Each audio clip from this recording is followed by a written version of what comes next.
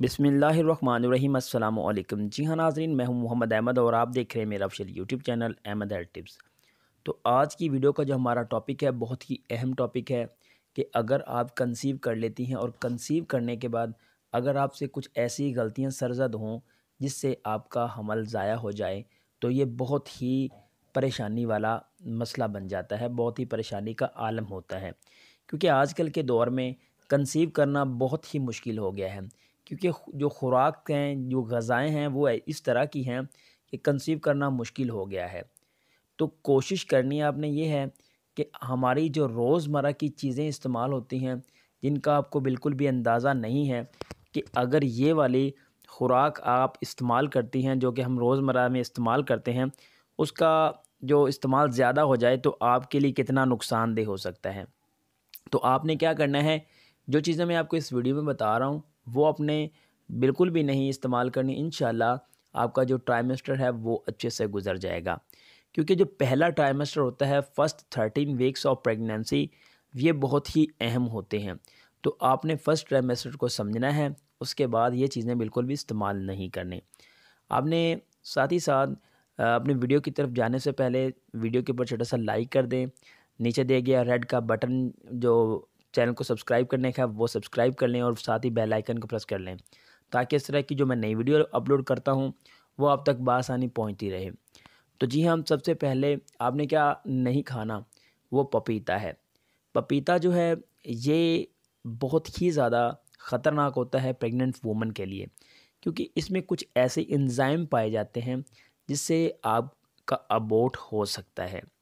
तो यही जो पपीता होता है ये उन ख़वातीन को भी इस्तेमाल करवाया जाता है जिनकी कंसीविंग का टाइम हो जाता है और उनकी डिलीवरी का टाइम आ जाता है। तो आखिरी जो ट्राइमेस्टर होता है उसके कुछ दिन पहले पपीता इस्तेमाल करवाया जाता है ताकि आप बआसानी आपकी डिलीवरी हो सके। तो आपने फर्स्ट ट्राइमेस्टर में पपीता नहीं खाना।